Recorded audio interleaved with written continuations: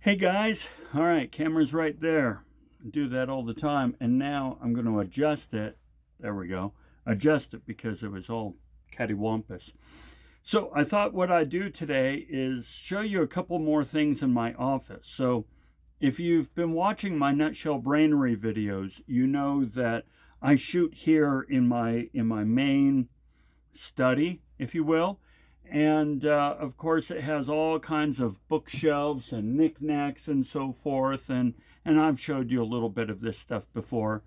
But one comment I get a lot is the skull right here. So, um, you know, more, there's a term, gosh, one of you put it in the comments section. Um, memento, remembrance of death. It actually used to be in the old days. Folks would actually use skulls as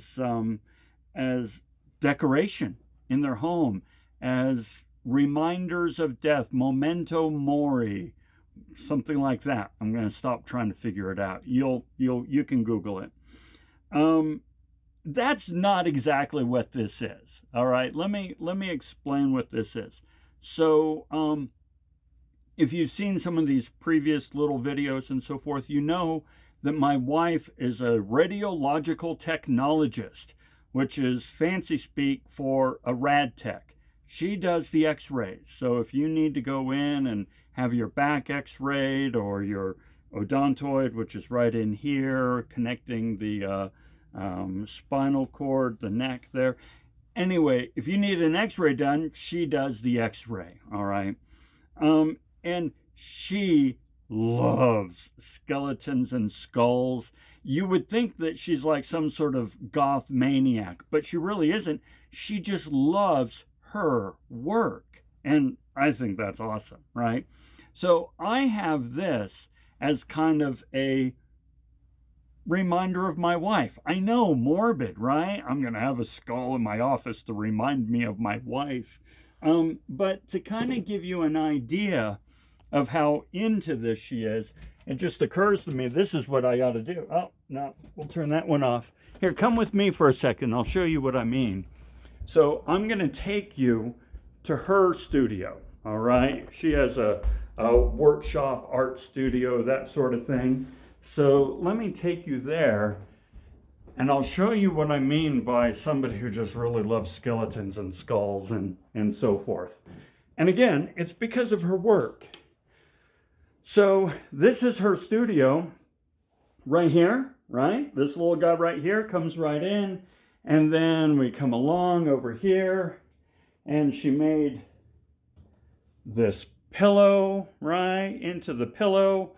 And then up along here on the bookshelves, oh my gosh, it's all over the place, right? And then she does watercolor. So she did these cool watercolors. That, by the way, right there is the odontoid. And, more skulls, more skeletons. And then, of course, her graduation cap. Right, when she graduated as a rad tech at Salt Lake Community College. Yay, Bruins. And then over here, another watercolor that she did, right? That's actually of this thing here, but with jelly beans in it, right? And then she's got some more right here. Make sure that that's in frame somewhat, right?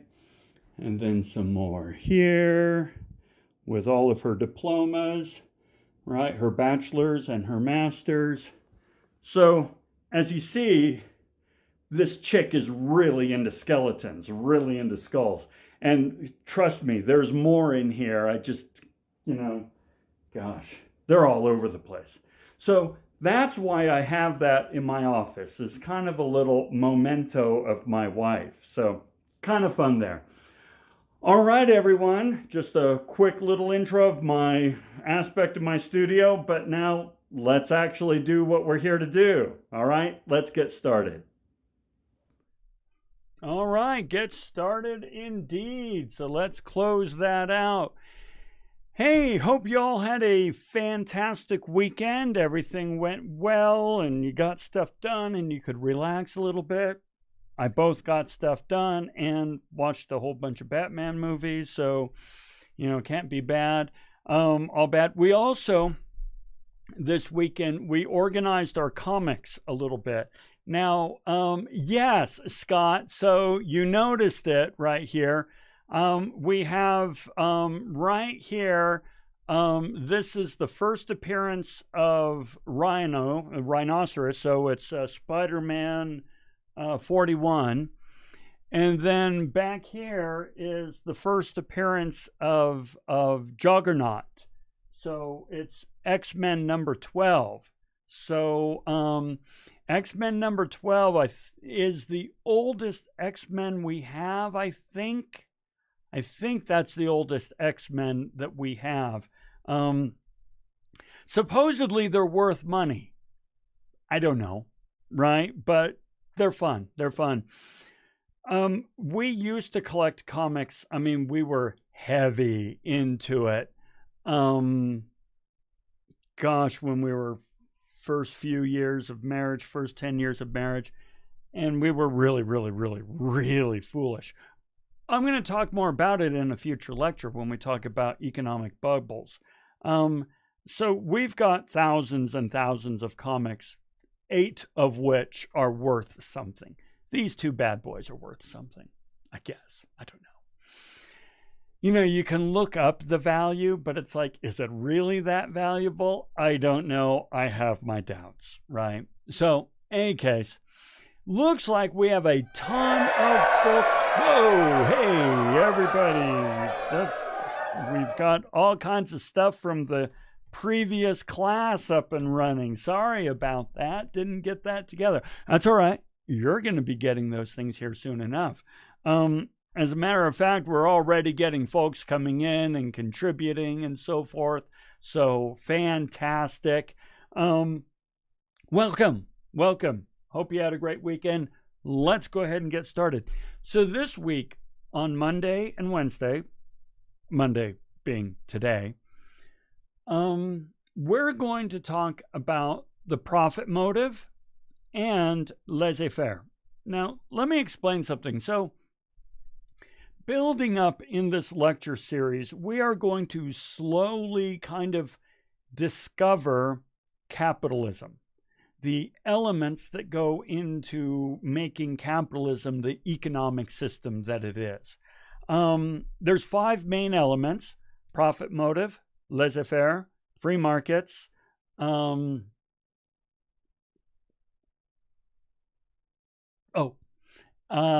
private wealth and capital, right? And then the invisible hand. We're going to go over all 5. And we've actually already started to explore private wealth and capital when we talked about the Puritan work ethic, the Protestant work ethic, interchangeable, where they kind of said, hey, you're required under moral law to invest your money, to invest capital, right? Well, we're going to start today by talking about profit motive, all right? And in so doing, so that you know, and let me go ahead and get my markers here. Here we go. By the way, we say, let's see, X-Men 12 sold for $50,000. Yeah, well, that was X-Men 12. Oh, well, I get that must have been a 9.8.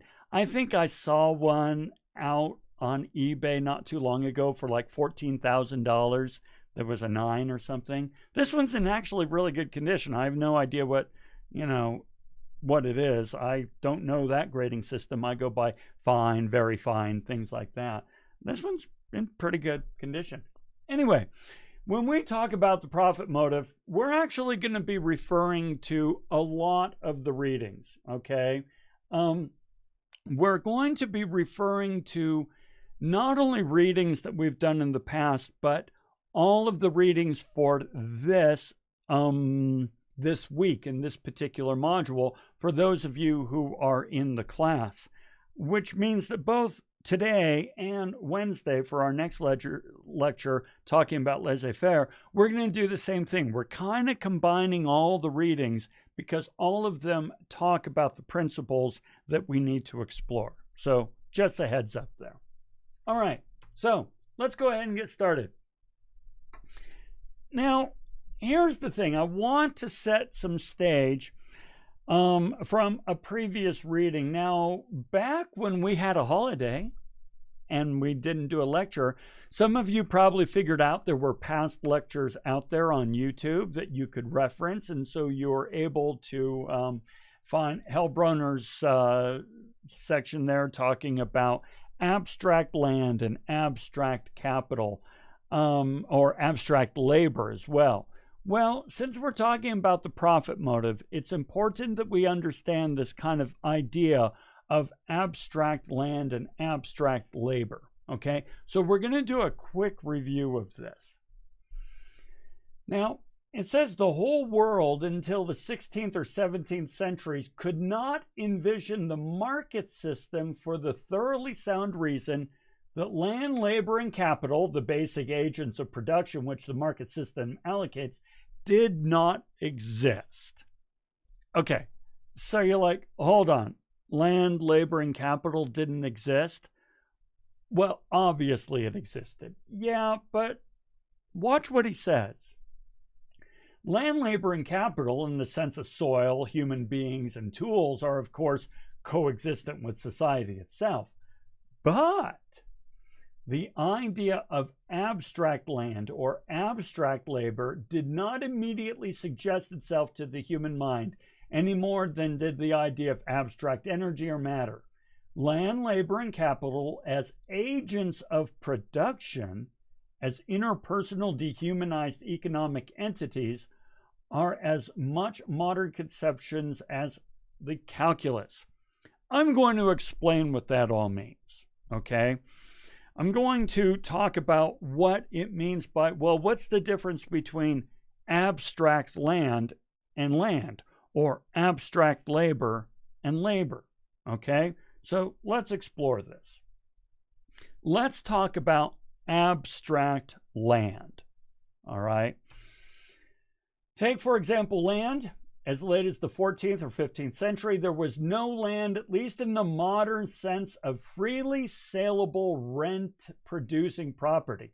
There were lands, of course, estate manors and principalities, but these were emphatically not real estate to be bought and sold on occasion warranted. So here's the thing. You and I both know that you can buy and sell land. Duh, right? Buy and sell land. But that's a modern idea. Let me give you examples of modern ideas of what you can buy and sell that may not be immediately obvious.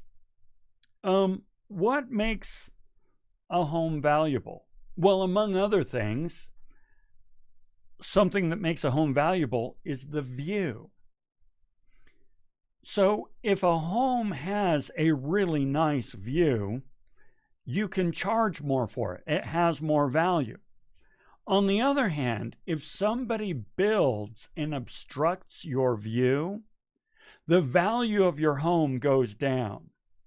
And in some cases, there are laws in place, especially in cities and so on and so forth, and building codes where you're not allowed to obstruct somebody's view. And in fact, if you do obstruct their view, you need to pay them for it. In other words, you can buy and sell a view. That's pretty abstract. Let me give you another example. Sunlight. Sunlight is free. It's everywhere. It just is. Well, land is, and it just is there and everybody lives on it. You've lived on land your whole frickin' life. So why would you buy and sell it? Sunlight. Why would you buy and sell sunlight? Well, you in fact can buy and sell sunlight. Why? How is that the case? Well, now, if you're talking about solar energy, you need access to that sunlight, and so you own that sunlight and you don't want people building in front of it. In many places, Japan is one, where if you block somebody's sunlight by building a large building, you need to pay the person for the sunlight that you stole from them. Their home, their office had that sunlight. You then built your building and stole their sunlight. You need to pay them for that sunlight. So, and I could go on. The point is, yeah, a view can be bought and sold. Sunlight can be bought and sold. And land can be bought and sold. But at the beginning, that was like a weird-ass concept, okay? Mauricio says an apartment with no view are cheaper, like windows facing a brick wall. Yes, exactly, right? And a great real-world example. So that's an example of the abstract idea of buying and selling something that you thought was free. I thought sunlight was free. No, it's not free at all. Okay? But that was a new one. So the idea of land that way was new. So watch this. And I'm going to get me out of the way here so you can see this. I don't know if you've seen the movie Open Range with Kevin Costner and Robert Duvall there. Open Range is a movie about exactly what Hellbrenner is talking about here. So let's see what he says. Wool has become a new profitable commodity, and wool demands grazing pastures for the wool producer. The pastures are made by enclosing common land. Enclosing common land. This is key, all right? So I really want you to think a moment about what we mean by enclosing common land. Common land is public land.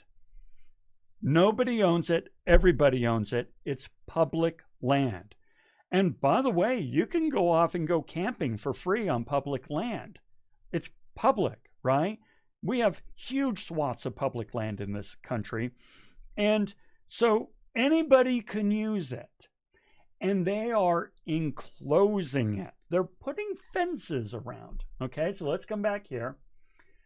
Enclosing the common land, patchwork of crazy quilt of small scattered holdings, unfenced and recognizable only by a tree and a rock, and dividing a man's land from another, and the common lands which in all might graze their cattle or gather peat are suddenly declared to be the property of the lord of the manor, and no longer available to the whole parish, where before it was kind of a communality of ownership. Now there is private property. Okay, let me explain what we're talking about here. For generations and generations and generations, the community is farming this land. I'm farming the land. I do some ranching over here. It's just land. Nobody owns it. I don't even know that there's a conception of ownership of land. Remember, land is everywhere I've been on it my whole life. What do you mean owning it? What do you mean owning sunlight? What do you mean owning water? What do you mean owning a view? You know, they didn't have those ideas in their head, okay? So, they're on it, and all of a sudden these people put up a fence and say, we own that. Well, what do you mean you own it? It's ours. Well, we're farming it. Well, that's fine. You can keep farming it, but you're going to give us 50% of what you farm. Well, we can't do that. Well, then I'll tell you what, it's my land, so if you want to work it, you can be my employee. What? I've been freaking living on this land for 1,800 generations. What do you mean it's now yours? The idea was huge, weird, and wholly disruptive, okay? By the way, Laura says, my parents own 50 acres in Camas, and they cherish their fence dividing the land. Yes, absolutely. Mauricio, we still have common lands in Utah for sheep. Yeah, the government owns it. Yeah. there's a ton of land here in Utah. I think Montana has the most common land where you can do anything on it. It's common land. I mean, not anything, but you see what I mean, okay? So now they're dividing it up. So what happens in all this, right? Oh, by the way, you guys already got some new real world examples there. So let's put those in there. Okay. Oh, you're from Montana, Jack. Okay, so you know, right? Ton of public lands, BLM, common land, that sort of thing. Okay? Okay, so this is what happens. Now, don't worry, we're getting to the profit motive, but it's important that we tee this up. All right? So check this out. And I'll go ahead and get myself out of the way there. But it was not merely the wholesale land grabbing that warrants attention. The tragedy is what happened to the peasant, okay? Deprived of the right to use the common land, he could no longer maintain himself as a farmer. Since there were no factories available, he could not, even if he had wanted to, metamorphose into a factory worker. Instead, he became that most miserable of all social classes, an agricultural proletariat, and where agricultural work was lacking, a beggar, sometimes a robber, usually a pauper. Okay? This is big. All right? Before, when all these families and communities are farming the common land, as they have for umpteen generations, they're providing just fine. They're living a life that Aristotle and Plato would have been proud of. They're meeting their needs, they're trading, they're bartering, there's some buying and selling, and they're all meeting the necessities of the household. They're fine. But now, they can't farm that land anymore. Now, they can farm it as an employee, right? But once automation comes in and efficiencies and so forth, you don't need all of them. And so they're shoved off the land and they become paupers, or just, what's the term where you don't own the land that you're farming? Where you don't own the land that you're farming, but you're kind of renting it, tenement farmer, something like that. I forget. But this creates a whole new class of poverty that did not exist before. By the way, Adrian says also big ranches buy tags of animals and sell them to hunters and profit that way. Yes, yeah, another way, great example of, and I just gave you a real world of how they're profiting off of land ownership. Very good, very good. Okay, so that means we've got to buy and sell labor. All right. Now, we never bought and sold labor before, but now that we've kicked people off of all of these crop shares, very good, Mauricio. Thank you. Thank you. I appreciate that. Sharecroppers, right?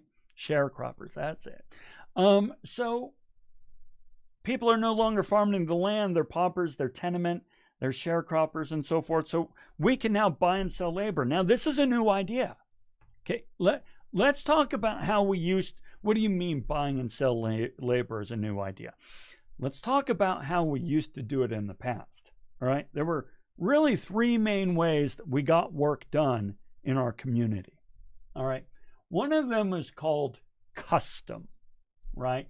Tradition from generation to generation. So, for example, my last name, guys, my last name is Schiffbauer, which in German means shipbuilder. So, three guesses what my ancestors did in Germany. And that's the way that we named a lot of people. It was actually the only reason we really started naming people is so we could tax them, by the way. But that's for a different lecture, right?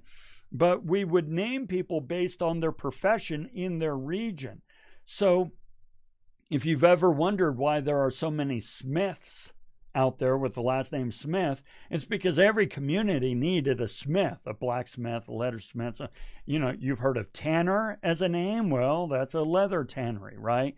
You would be surprised how many last names are really rooted to the profession that ancestors perform, like me with Schiffbauer in Germany. So that's the first way that we got work done. It was just handed down family to family. Then we have command, which is basically strong arming, subjugation, people under the whip, slavery, caste systems, right? This is where we just force you to do what we want you to do because we have a bigger navy, we have a bigger army, and so we can pretty much subjugate you, we can enslave you. So for example, defenders of slavery argue that ending the practice would destroy the economy in the South. No, didn't destroy the economy in the South at all. That's a red herring. But that's how a lot of folks got work done, especially in Greece and Rome and so on and so forth. In the early days, slavery was a standard practice. Same thing with the caste system in, say, India, where it's kind of an amalgamation of command and custom. You were born into a certain caste, and that caste did certain kinds of work, all right? Well, what we're introducing here now is the free market system. The idea that you should, by following the market forces of supply and demand, one can strive to better his or her material circumstances by providing goods and services for a gain. You do what there's a market to do. I didn't make very good money as a juggler. There's no market for a juggler. I actually, as my master's thesis, created one of the first online comic book stores along the lines of Amazon and so forth. There's not a lot of market for it, right? Scott will tell you that. It's fun, it's interesting, you can make a little money, but you're not going to raise a family on it, okay? But teaching, nursing, engineering, heavy machinery, management, yeah, there's a market for this stuff. But this was a new idea. Okay, this was a new idea. So, let's talk about it. It was this paradoxical, subtle, and difficult solution to the problem of survival that called forth the economist. For unlike the simplicity of custom, you're a Schiffbauer, you build ships. And command, I'm bigger than you, you'll do what I say. It was not at all obvious, with each man out for only his own gain, how society could in fact endure. It was by no means clear that all the jobs of society, the dirty ones as well as the plush ones, would be done if custom and command no longer ran the world. Okay, what's he saying here? He's saying, listen, there's a lot of crap work out there, folks. There's a lot of really nasty, dirty work that nobody in their right mind would ever choose to do. Now, in the past, it got done because you were either born into that family and that family's responsible for doing that work, or we would conquer your people and enslave you, and you would do the dirty work, right? You'd do that really nasty backbreaking work. But if we don't have custom and we don't have command, and it's everybody out for themselves to do what they want to do, who's going to do this nasty, dirty work? Now, this was a real concern. This was a real concern. And I'll give you an example. As I said in that reading, and you guys know this, you read this, society is hanging by a hair. Society's existence hangs by a hair. A modern community is at the mercy of thousands of dangers.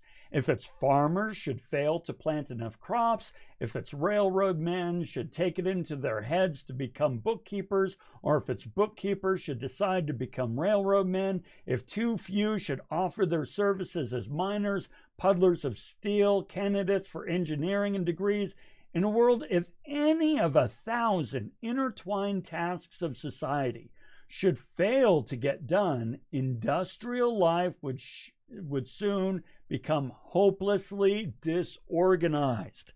Now, if you think this is just doom and gloom, Google this when we're done. Google this NPR report. Now, it's from back in 2015, but it's incredible.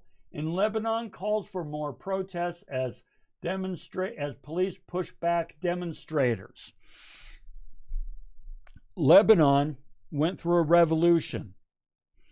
Would you like to know what triggered the revolution? Garbage pickup.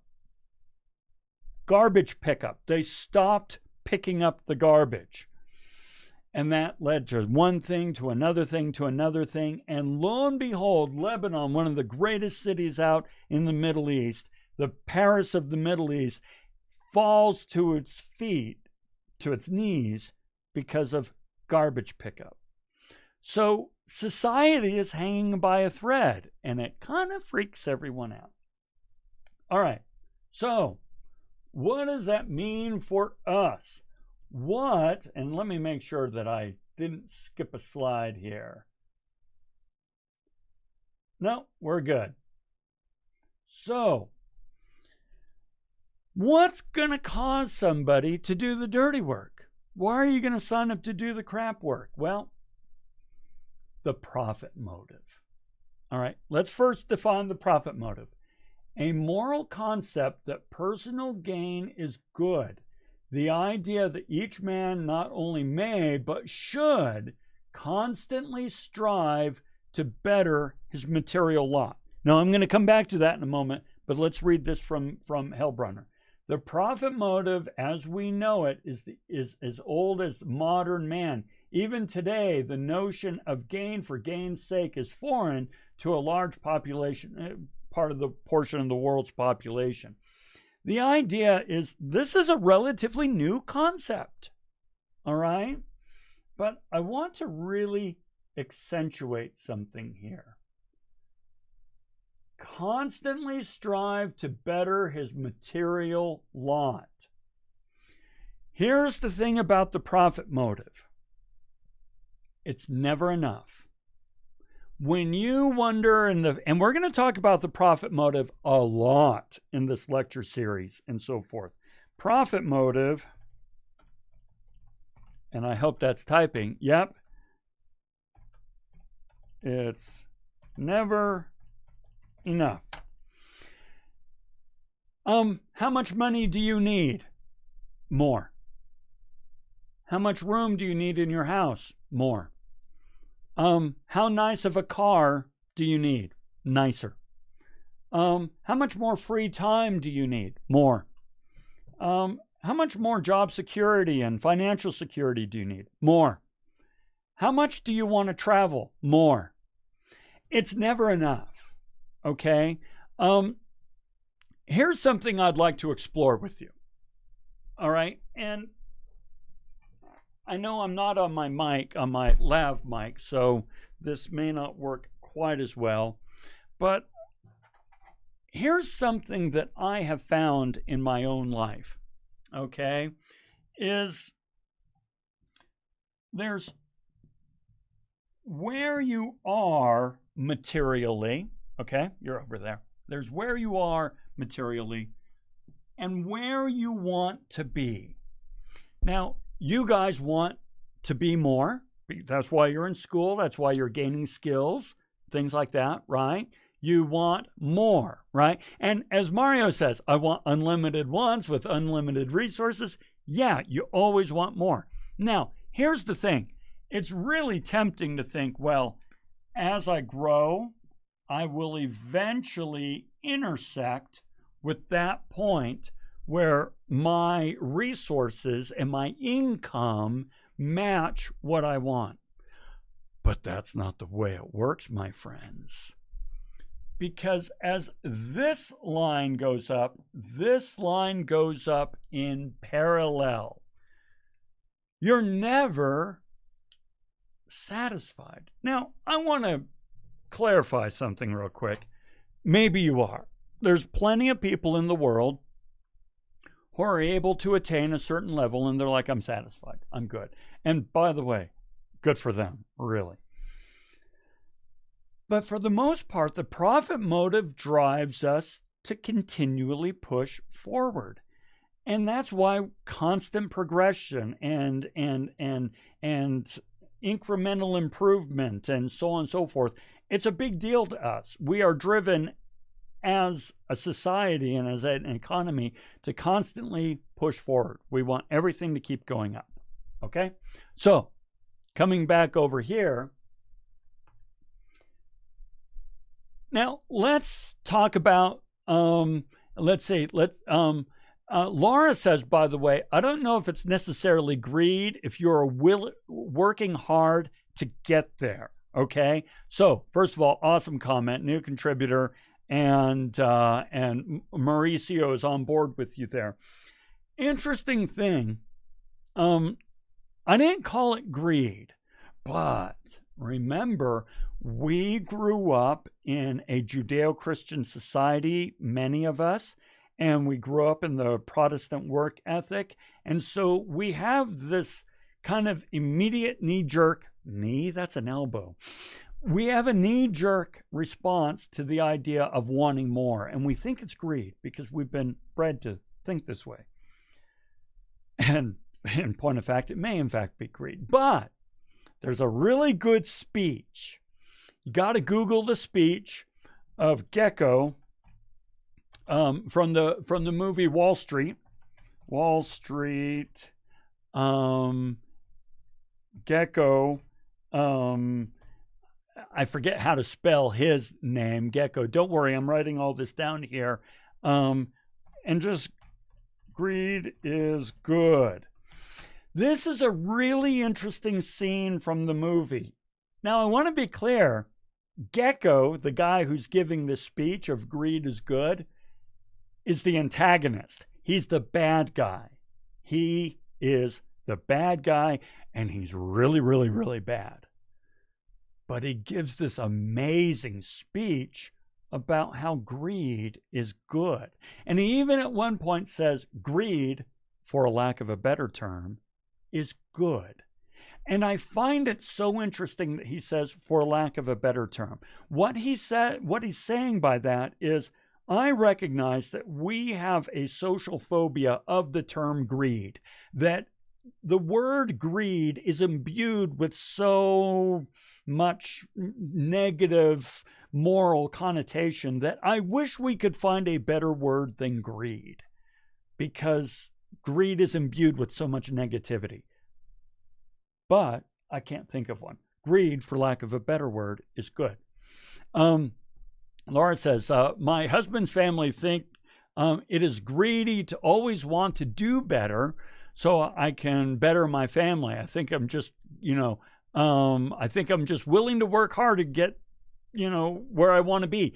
Yes, Laura, it is not my place to make any statement regarding your husband's family, but I'm gonna do it. Keep going, girl. Keep going. Eternal progression, constantly moving forward. I'm like where I am today. I'm better than where I was yesterday, but not as good as where I'm going to be tomorrow. Always. I'm totally with you. Yeah. Totally. Izzy, I agree, both Adrienne and Laura, but if one has seen the movie about McDonald's, it's a great example. Yes. Oh, yeah. Folks, I'm not saying greed isn't real. I'm not saying greed isn't real. It's just an interesting idea. Let's see. Work motivated. Yes, Adam. Yeah, yeah, especially when it's for a good cause. Adrienne, if all you focus on is money, um, you know, you'll be met with failure because it's never enough, right? But if you focus on value, yeah, totally, right, Adrienne? Money is not the goal. The goal is what money provides. Opportunity for your family, safety, security, growth opportunities, health. Oh my gosh, you need health. Money provides it. Yeah. Guys, you are, as always, doing fantastic. We're taking this up to the top, and we're taking this up to the top. And we're adding a couple here, and I know we're adding a couple here. So, yeah, very, very, very good. And so you know the deal. Let's go ahead and make our timestamp 10:35. Let's do 10:35, and yeah, I'll give you another one there, Adam, because you're engaging there. I love it. I love it. Okay, you guys are doing fantastic. So here's where we talk about profit motive and enlightened self-interest. Thank you, Scott. So here's what's answering the question: how are we going to get people to do the dirty work? How are you going to get people to do the dirty work? If there was to be no external control, such as tradition or command, right? Schiffbauer or slavery, yeah. What incentive would actuate men in their industrial existence? In other words, if you're not being forced to work, why would you work? Your industrial existence. In other words, your livelihood. What force would hold economic society together? You know, it's really asking, if somebody doesn't have to work, why would they work? They didn't remember, we're new in these thoughts, right? Well, the answer was a plain one. Enlightened self-interest was the incentive. Universal free competition was the force, okay? In other words, a natural and sufficient economic force was always tending to act and to produce the best results, except in as far as it was interfered with by external regulation. Okay, we're going to play with this one. All right, let's break this down. First of all, enlightened self-interest is really just kind of opening the idea of people want more. People want more, and they're willing to work for more. All right? Everybody goes on and says, well, now, by the way, I am not making a statement for or against raising the minimum wage to $15. I can make what I feel is a very cogent argument for it, as well as a very cogent argument against it. I am not making a statement about whether or not we should raise it to $15. However, one argument that comes up is, if you raise it to $15, then nobody will feel a need to better themselves.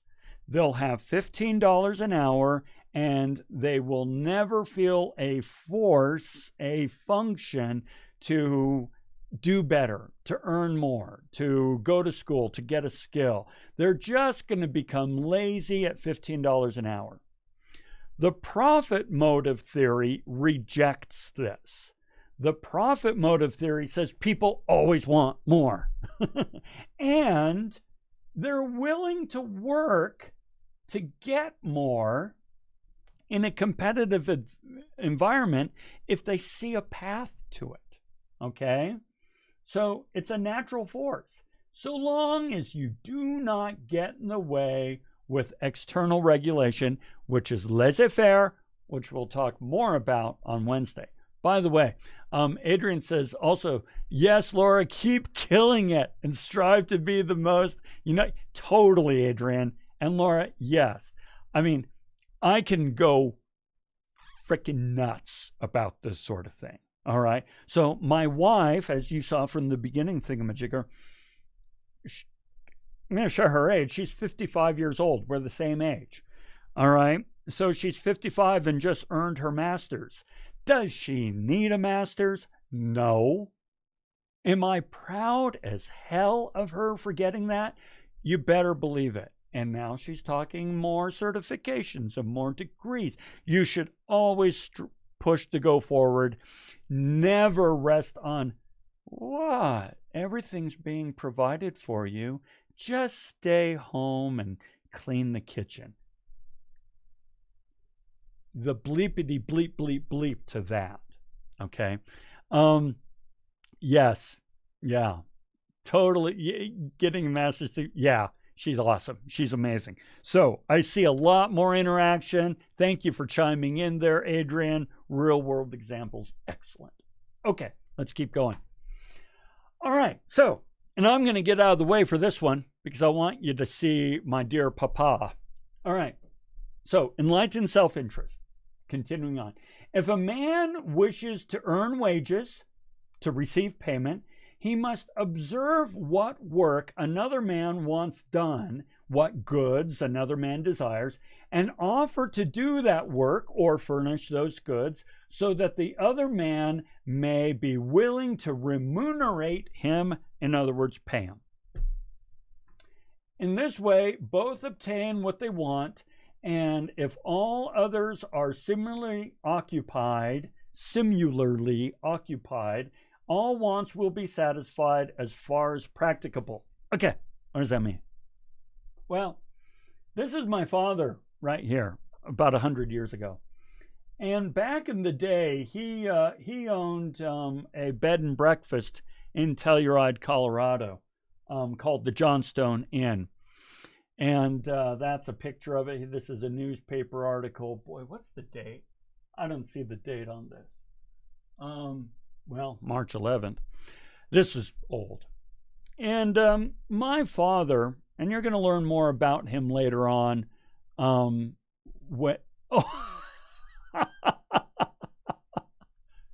Susan, is that frickin' you?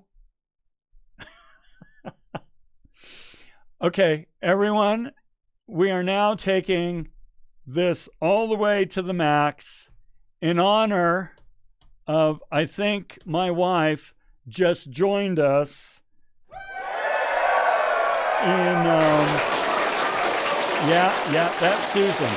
So all you folks that are encouraging her and saying congratulations for her master's, and for you guys to work on your degrees and better your life. And so, Lord, don't let your husband's family tell you word.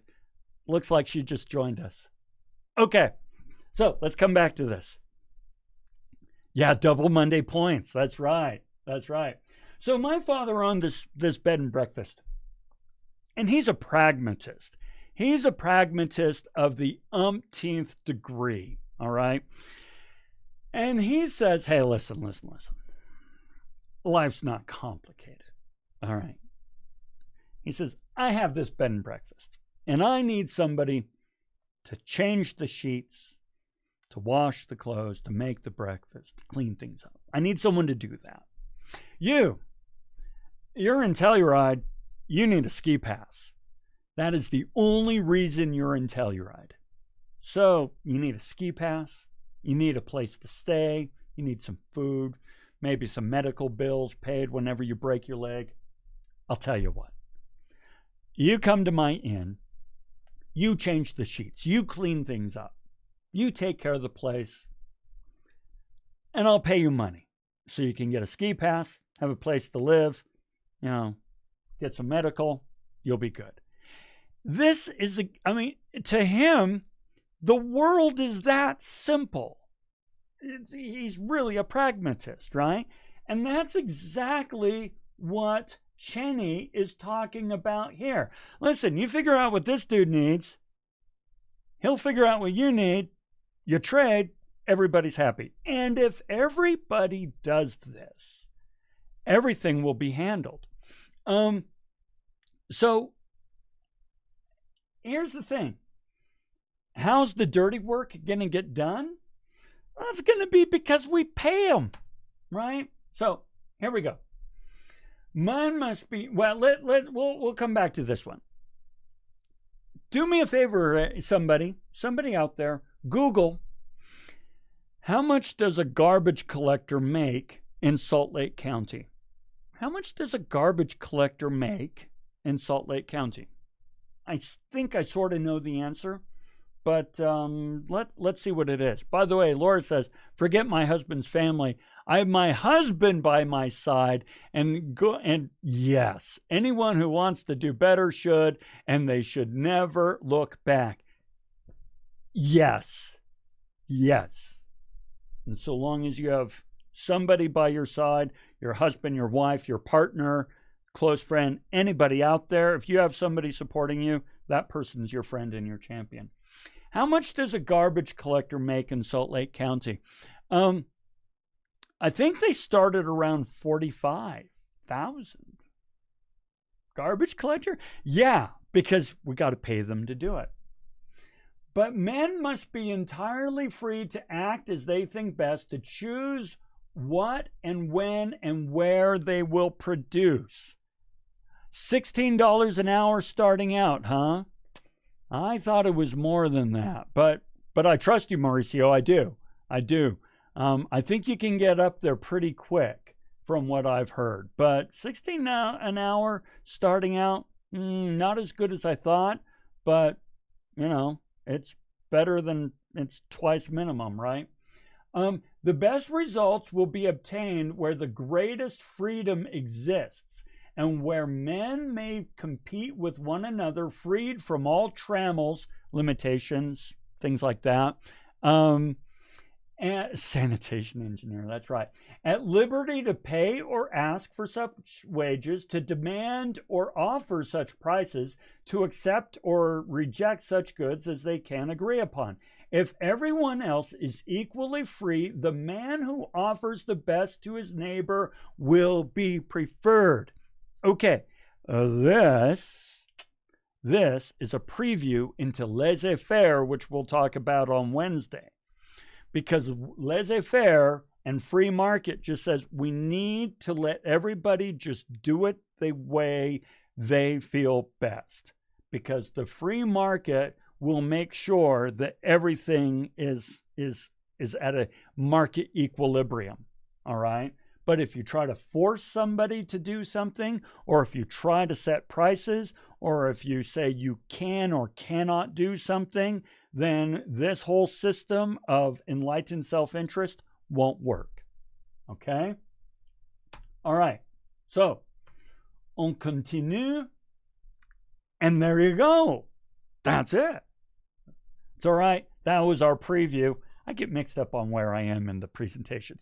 That's our preview to next week, okay? So just by way of reminder, when we spoke about our Protestant work ethic, we discovered this idea of investment of capital.